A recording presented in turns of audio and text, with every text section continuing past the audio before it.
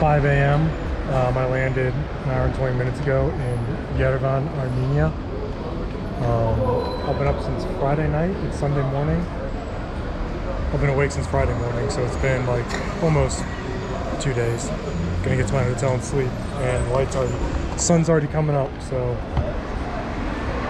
let's see Armenia.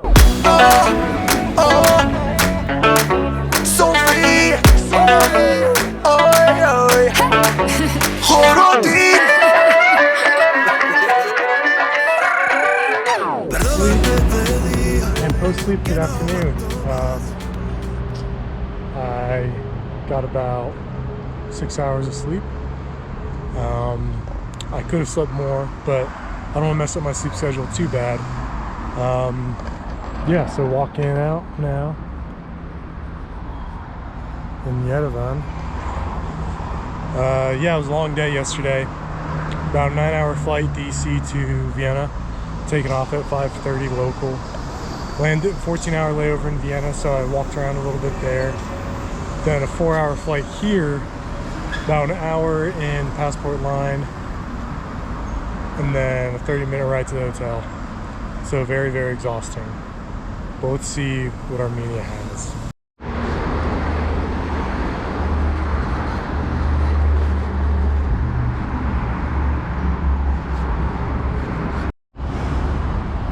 Walking in Yerevan right now, and this is a memorial to Alexander Myaskin, a Armenian Bolshevik revolutionary who helped bring about the creation of the Armenian SSR. So, and then behind it we got fountains with lots of kids playing in.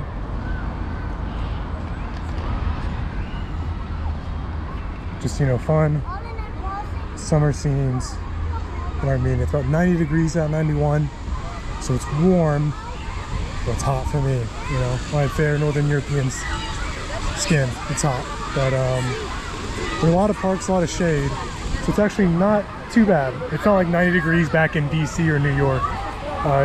Yerevan's not quite the concrete jungle those cities are. But yeah, let's keep walking. Sitting here in English Park, Yerevan. It is the oldest park in Yerevan, and trying to find why it's called English Park yielded two theories. One saying it was named after the foreigners who first built it and improved it, and then the more likely theory is supposedly in the original plans, if you looked at it from above, it looked like the Union Jack. So I don't know. Either way, it hosted the first public soccer match here in 1920, so that's a good name. That's a good reason they call it the English Park, even though it was already called that. It was built in like the 1850s. So why Armenia? Well, I've always wanted to come here. First I ever knew about Armenia was in the game Rome Total War, when it just existed as a faction in the Far East.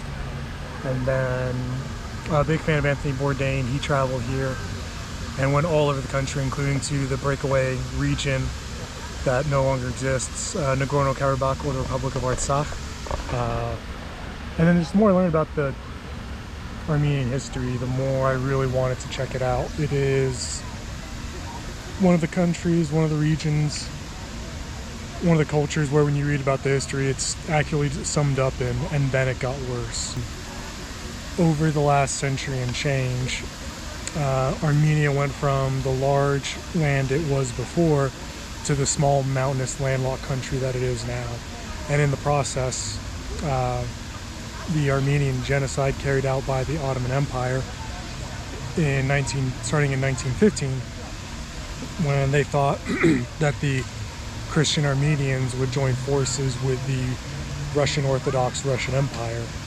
So they decided to so they went into towns and villages, killed intelligentsia, killed the leaders and elders, and then marched everyone else out across the hot Syrian desert, intentionally starving and killing people along the way.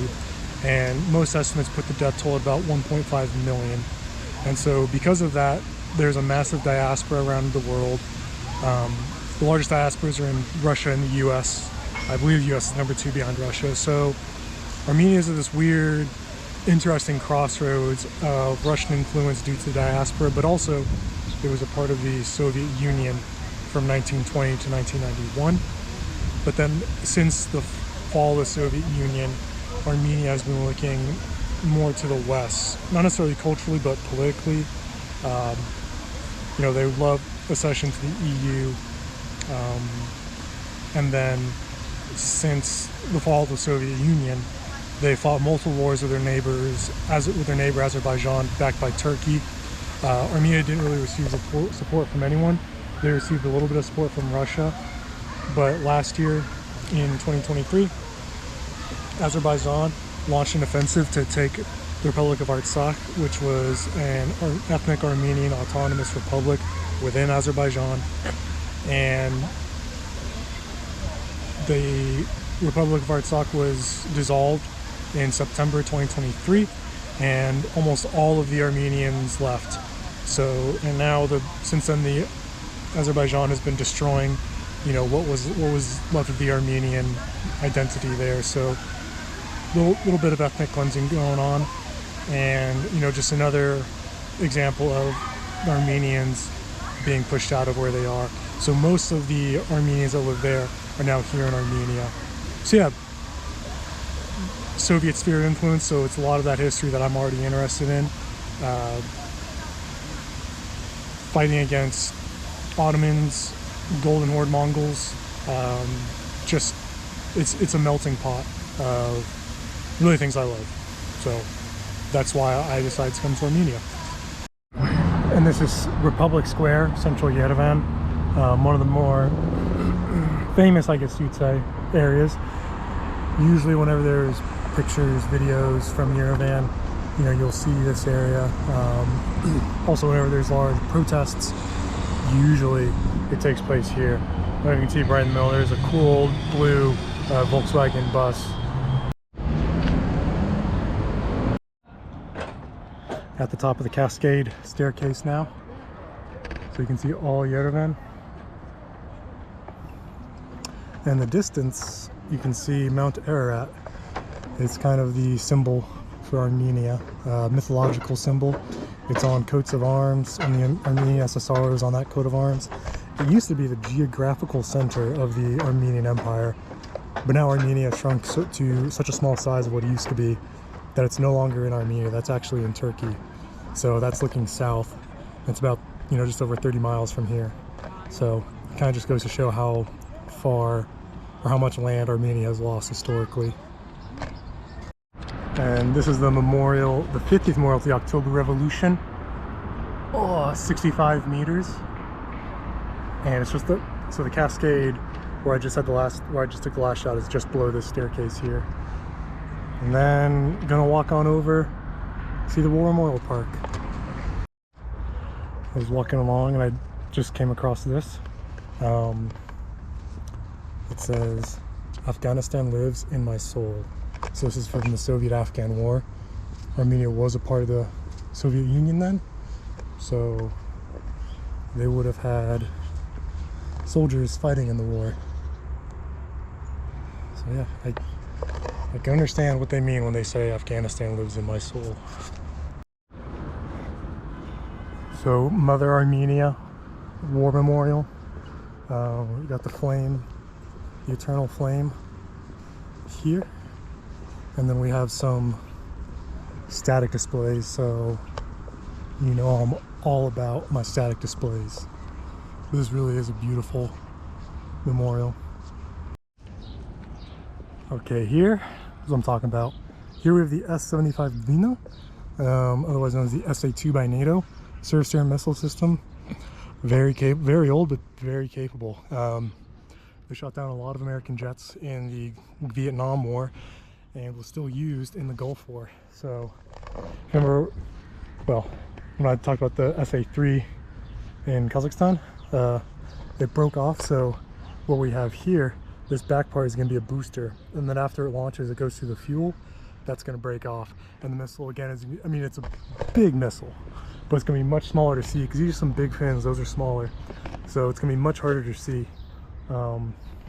once that breaks off. Yes, of course, ubiquitous Katyusha, multiple launch rocket system. And I think, before we check this, I mean, at first that was MiG-15. I think it's a MiG-17, because MiG-17s have the wing rails. Let me see if what Google says.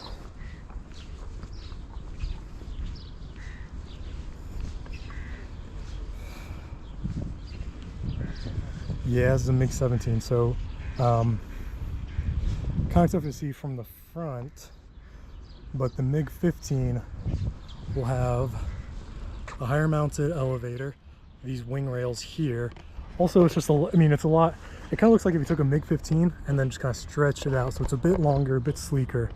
But yeah, this thing's a little beat up. So, and this was also, I mean, again, an old jet, 1950s technology, but in Vietnam, these were actually favored by some Vietnamese pilots over the MiG-21, just because of how maneuverable and quick it was.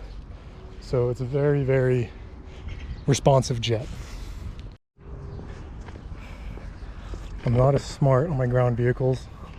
I know this is an IFV. But is it a BMP? Does it say? Well, my last video there was one of them in there, so I think it's a BMP. Some sort of armored car, and then of course T-34. So it wouldn't be a Soviet memorial without a T-34. And then there's a couple artillery pieces up there as well. So really gorgeous. I mean, unfortunately the rest of the memorial park is a little overgrown, a little neglected, which was kind of surprising. You know, the other former Soviet countries I went to, they really kept their war memorials really well cared for. So yeah, but either way, still love it. Very cool.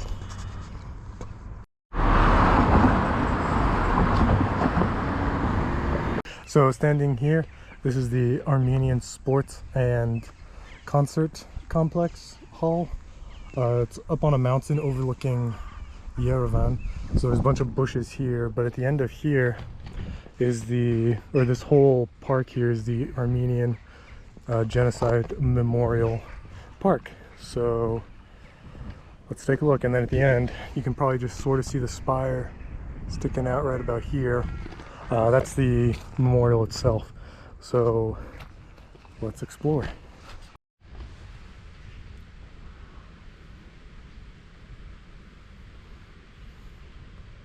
So this is the first statue I've come across about the genocide. Mother arising out of the ashes. Okay, so walking up to the memorial now, and 43.5 meters, as I just found out about the tower here, looking out over Yerevan. There's Ararat covered by clouds. Let's get closer.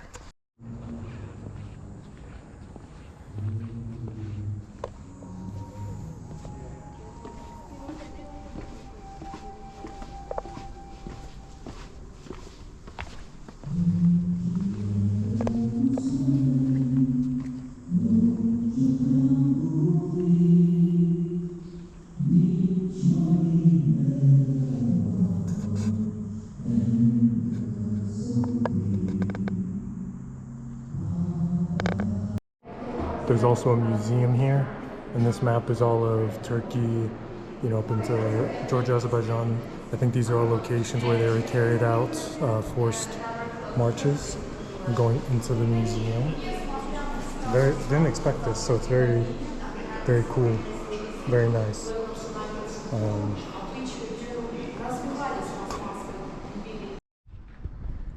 So I just finished walking through the museum.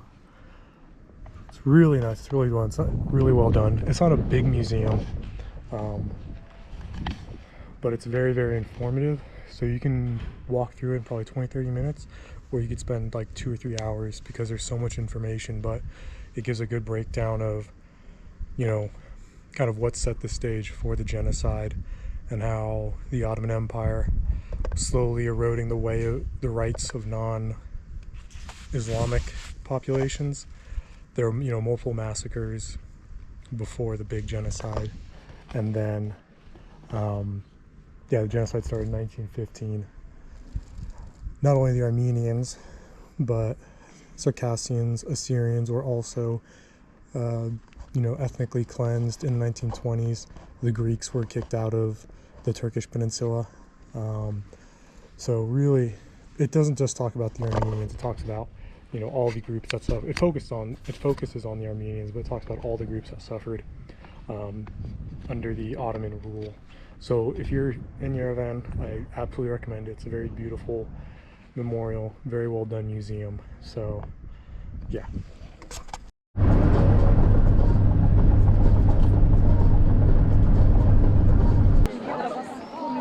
So it's Ararat here at Korverat Monastery. Doing a tour today. Super touristy thing, I know. But I'm a tourist, so whatever. So yeah, this monastery was first built in the 600s, and then the main building there was built in the 1600s. And yeah, it's about 45 minutes outside of Yerevan, so very close, hence so many tourists, including some Russian soldiers there. Yeah, so there's big Ararat, little Ararat. So I learned that's little Ararat. Yeah, and the border with Turkey is very close. It's right there. So that's Turkey. Again, this used to be the geographical center of the ancient kingdom of Armenia, to show how much it's fallen. So let's check out the monastery Korverat itself. Let's go inside.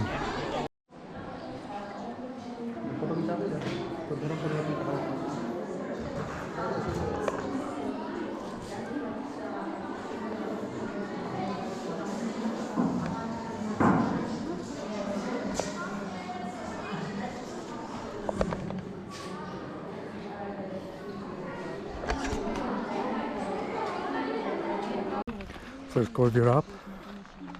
We're on a mountain next to it. You can see the two Ararats. Here, it's a cross.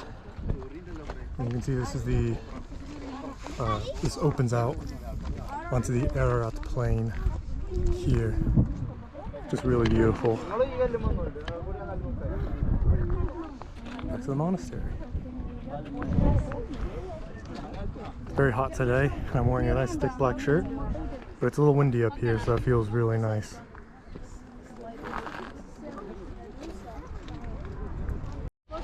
So Armenia has a lot of IT tech workers. They're very technically proficient, and they were such big fans of the game Rome Total War that they actually built a Roman temple here. That's crazy. To love a video game so much that you build a Roman temple. I mean, I get it. I love the game. I put hundreds of hours into it. No, I'm just kidding. This is the ancient Roman temple, Gagarin. This was built by the Romans. This area, though, was already a settled temple area, pagan, before the Romans. This was a part of the Roman Empire. It's how far east the Roman Empire stretched. So, again, gives us an idea of just how massive the empire was.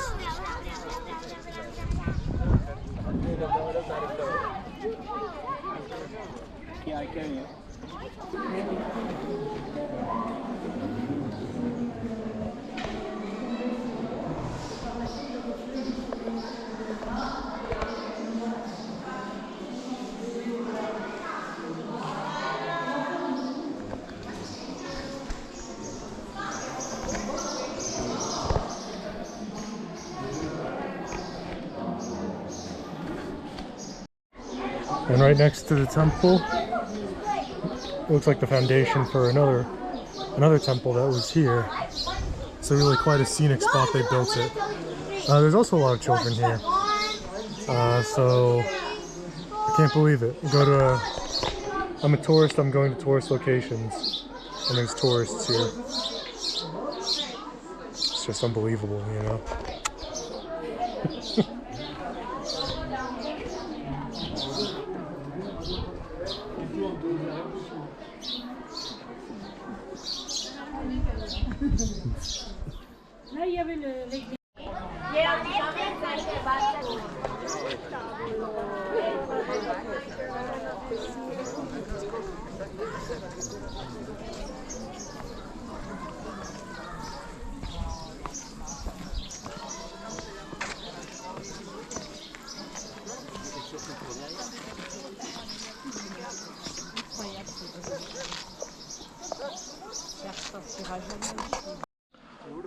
So I didn't mention the history. This was probably built by King Tiridates I.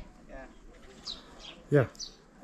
However, I found out that it actually collapsed in the 17th century, and it makes sense because I was looking at the construction. You see the bricks are different there, and it was rebuilt with a method of looking at how it was assessed to have been built and using as many stones as they could find to complete it. So yeah, it's a cool find, and it's a very beautiful area. Yeah, I mean, I don't understand why they built a temple here. Going down now into the Symphony of Stones. So I signed up for this day tour. Basically, I see it as like basic bitch tourist tour. So I went to a monastery, temple, and now these geological features. So really kind of great tour if you want to go to some beautiful areas. That's really kind of encapsulates what Armenia is famous for. Yeah, so kind of doing the opposite of what I normally try to do. Of like, well, I'd never be like, oh, I go off the beaten path. That's what I'm talking about.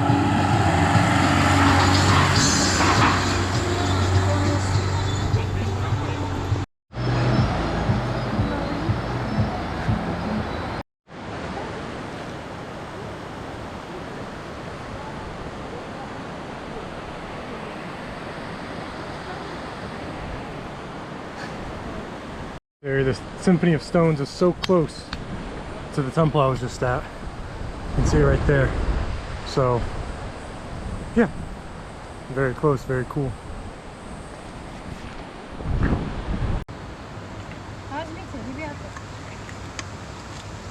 Making fresh pomegranate juice. Сладко и сочно. Очень вкусно. Very tasty. Попробуйте укориться.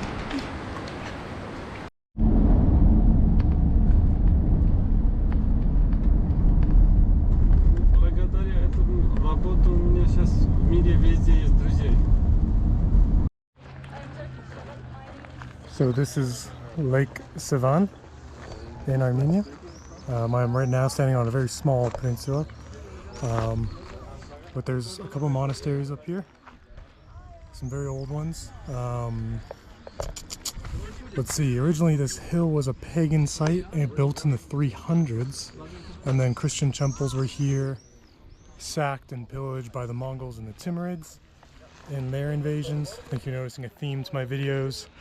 A lot of invasions, a lot of sacking, a lot of pillaging. You know, that's just life in, well, especially this part of the world, kind of throughout history. But yeah, so these were rebuilt, and then these churches were kind of reconstructed similar to the Gagarin temple in the 20th century with the same stones here. There are other ruins here on this peninsula in this temple complex, so let's check it out. But this is a very gorgeous lake. It's quite hot, I'm a little sunburned, but here Lake Sevan, it's a little bit cooler than Yerevan. We're up a little bit, have a little bit of altitude, so it's a bit cooler, but the sun is still very hot. So let's keep exploring.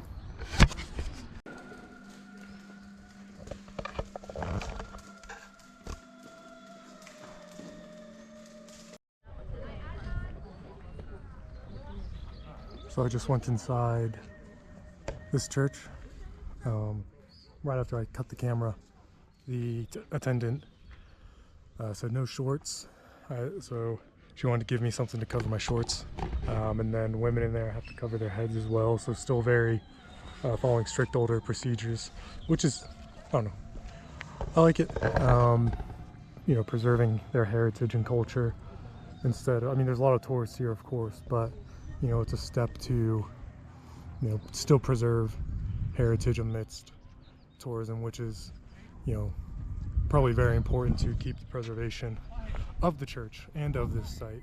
So yeah, just and this is the whole peninsula basically right here. So gonna go up here and hopefully get a view of the entire lake.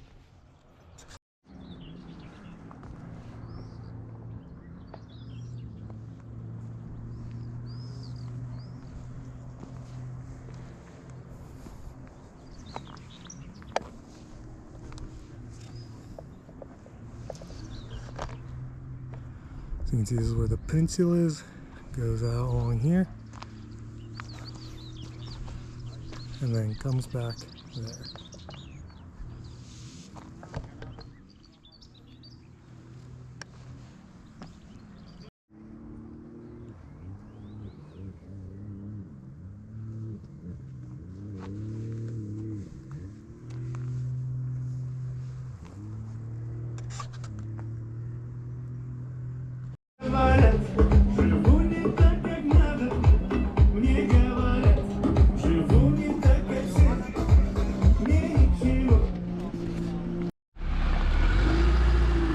This is the town of Sevan. This is the Vokzal, the train station. Might try to take the train back to Yerevan tomorrow, but we gotta see if we can find a timetable. The door looks locked, so I'm gonna look around, poke around, see what I can find.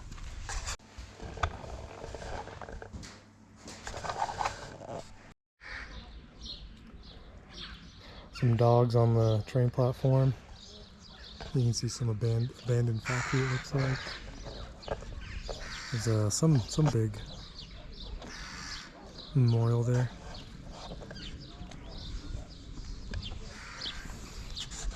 It's a 3-hour train ride, but only in the evening, and I want to get back to Yerevan earlier than that tomorrow, so it would be cool, but I don't think I'll do it.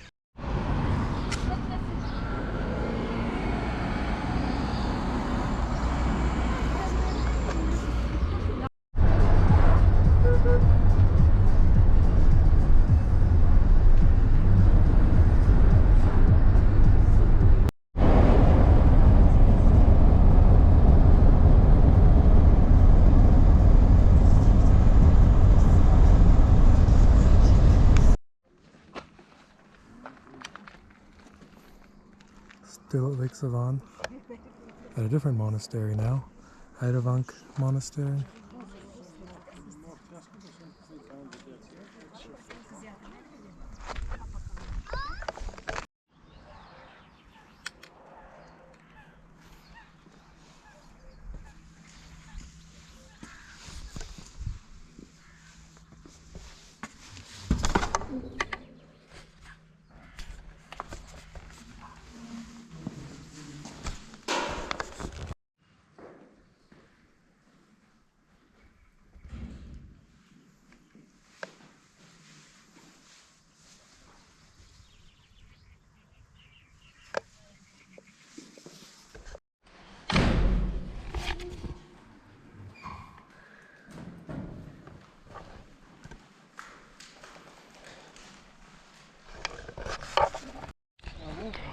On the way back to Yerevan from Sevan, and on the map there's a town called Yerevan, or called Gagarin, excuse me, Gagarin.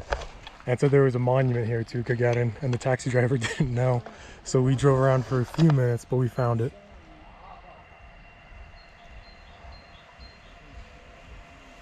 So yeah, this is Gagarin, Armenia. There's a small little church there, maybe we'll go see it too. Of course I had to stop and see a monument to Gagarin. There's a small little church in Gagarin. The rest of the village is not doing that well, but this seems new and quite nice. Yes, but it's a nice, cute little church. And this guy's just tearing it up in his Lada.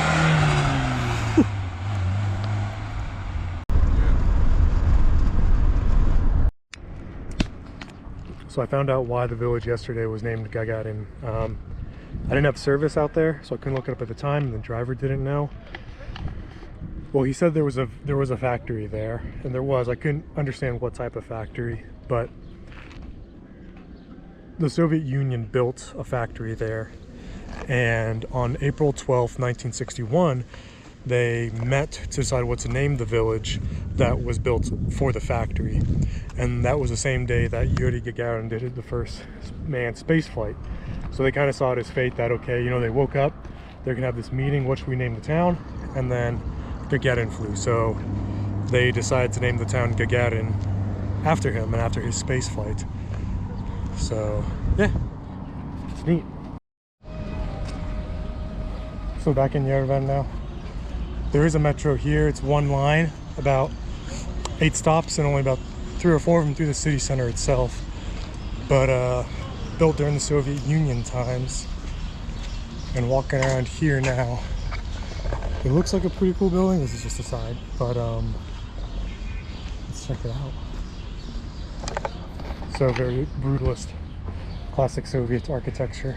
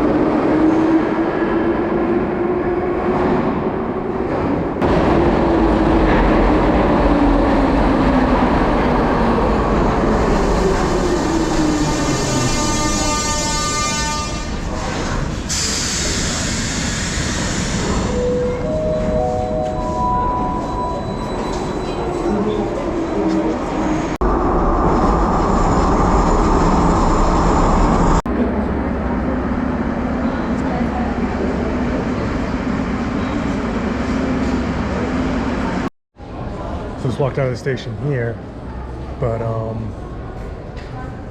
very beautiful. Unfortunately, the fountain's not working, but you see it's got little horse heads on there. Yeah, cool place. Cool metro stop, the Public Square metro stop in Yerevan. You know, I'm bringing you only the best market bazaar content. So let's check it out. Vernissage, downtown Yerevan.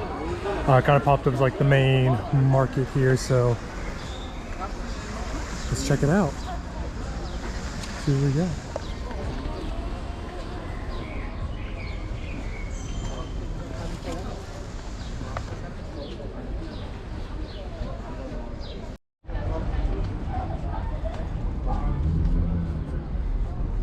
And everywhere here you see memorabilia with the Artsakh Nagorno-Karabakh flag, or souvenirs that have Artsakh on it. So still very much a part of Armenian identity. Of course, the market in a former Soviet Union is not complete without former Soviet Union medals, not only military, but just sports, civil achievements, memorial, sports, yeah, so like boxing, Moscow, all kinds of events, and then just pewter, old Soviet cameras, coins.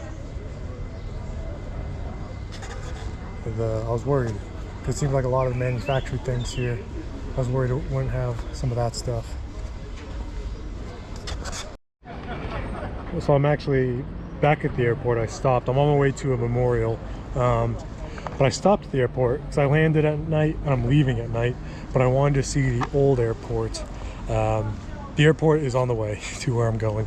I didn't think it was this close to the new one, but it's it was built during the Soviet times, and it's just so, I mean, still an active tower, but the actual terminal itself, I mean, kind of cool, just very kind of, you know, brutalist style.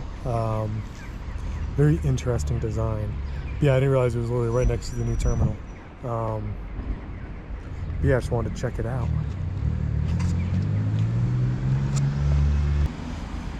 So this original airport was opened in 1961, and then after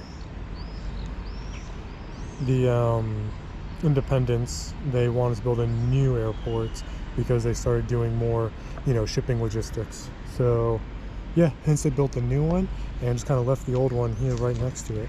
So it's interesting style.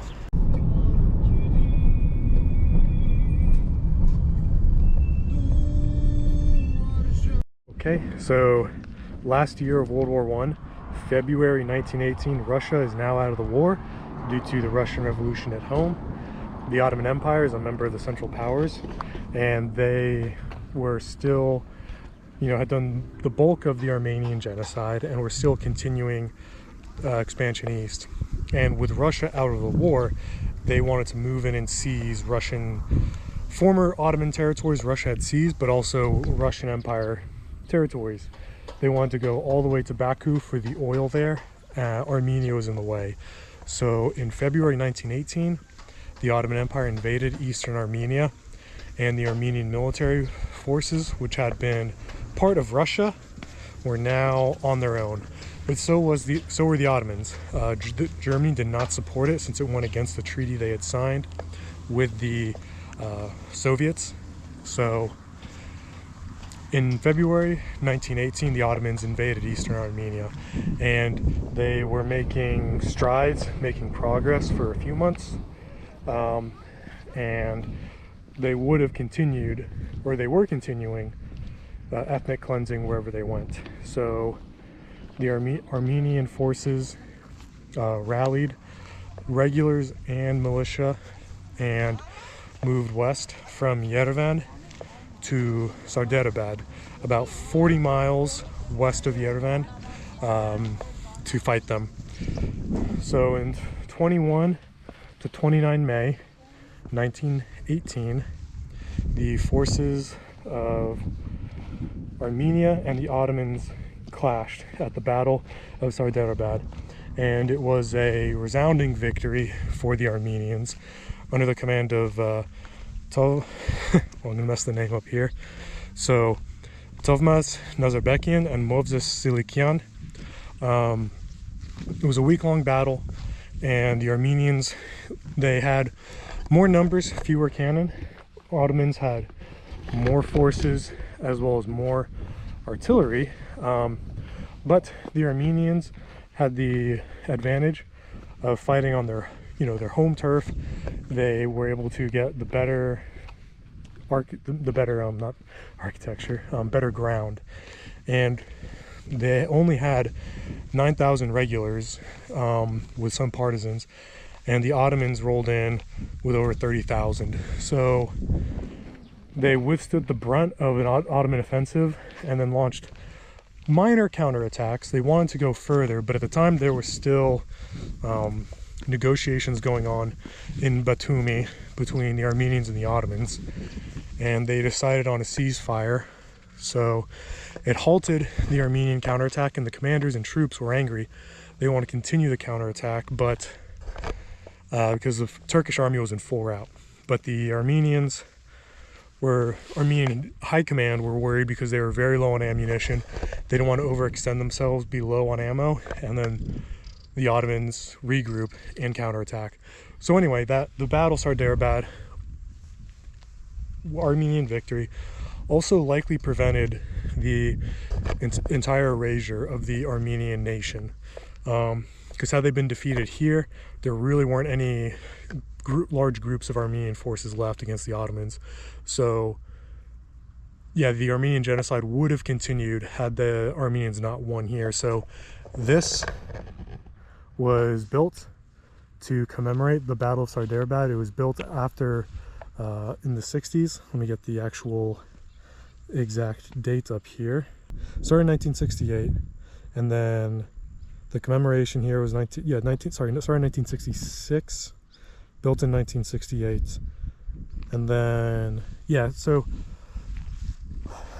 really beautiful memorial. I saw the pictures, and even before what I knew kind of the significance and what it was, I really wanted to come here. So let's go closer. And so those are bulls. I thought they were horses walking up, but I should, I thought they were ears from far away, but those are horns. And then behind these bells. You can see Ararat rising up there. And here to the right as you walk up is another small memorial where soldiers who died defending Artsakh, Nagorno-Karabakh, are buried. And from 1992, 94, as well as 2022 and 2020. So soldiers who died in the war immediately after Armenian independence, as well as the wars over the last couple of years.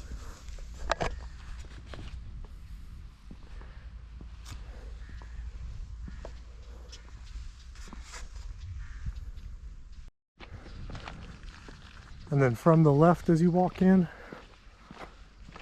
there are these eagle statues down to another sort of mural I will go check out. Museum down there as well. So the bell tower is a kind of monumental tombstone to the memory of heroes fallen in battle. In the days of the battle, the bells were alarming the fatal danger and calling for salvation. On the other side of the bell tower is the engraved eternal glory to the sons who died for the salvation of the homeland. Today the bells announce our victory. Eagles are symbols of statehood, strength, and power, embody the spirits of Armenian brave martyrs. We exist, we are among you, and we are with you. Like vigilant watchmen, the eagles stand to guard the present and future of the Armenian people.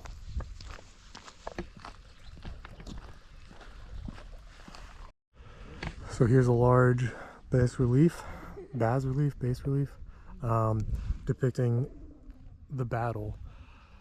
From what I read, I can pick out everything except for one thing. So it talks about Armenia drowning, Mother Armenia's drowning. On the left, the horses symbolize victory, stamping on the snakes to ensure victory, with another horse coming to provide support. The eagle rising from the ashes to signify survival, and then clergymen calling on the sons of Armenia to fight. And then this is the rebirth of the Armenian nation, since after this it was the first Armenian republic. And so wearing a crown of grapes to signify growth and birth. It said there's a baby, but I don't see a baby anywhere. That's supposed to signify the nation of Armenia. But yeah, right down from the eagles and the main monument there. It says there's a museum as well. Here's the museum. It's quite a walk from the memorial itself. That's alright. Getting my steps in. Inside the museum, it's an ethnographical history museum. So kind of the full history of the Armenian region. It's very cool in here. It feels nice after walking outside in the heat.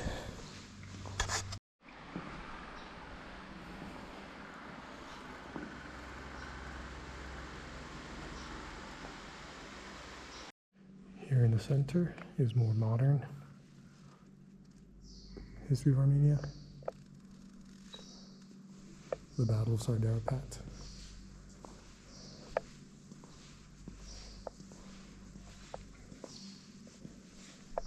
Don't know if I can go closer.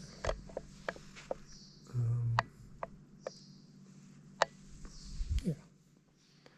So cool little museum. Well worth making the trek out here, I think. The driver said he would wait for me. We had to go get gas because I didn't know. There's like no one here. So I'm worried that calling Yandex won't work. But he said he would wait. He'd go get gas and say he'd be back in 10 to 20 minutes. And I thought, okay, it's more than enough time because I'm only seeing the memorial. But didn't know there's a museum here. So I have to check that out. Hopefully he's still here. But we'll see. So on the back of the relief here, you have the people providing support to the front. So men, men fighters going to fight. Okay, so this is the more of the description in the front that I didn't see. So they called on all men to take up arms, and then women and children to provide supplies and food to the soldiers at the front. And here is drowning Mother Armenia. Okay. Yes. I see it now. Okay, there's more people here now. So standing out here in front of the Armenian National Opera and Ballet Theater, and I look down, and there's a sewer cover that says Zaporozhye Mech Zavod Dnipro 1952. So from the year 1952, a sewer cover made in Zaporozhye in Ukraine back when they were both part of the USSR. And it's been there for the last 72 plus years. So Soviet history literally under your feet, walking in the former USSR.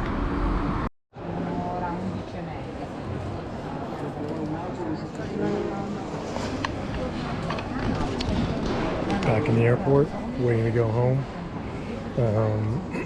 Original flight got canceled. Got put on, well, yeah, I was gonna go Vienna, Yerevan to Vienna, Vienna home.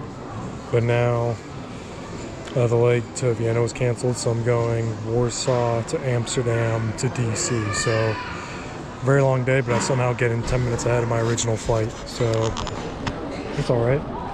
We'll see how it goes. And that's that. That's a wrap on Armenia. Done and dusted.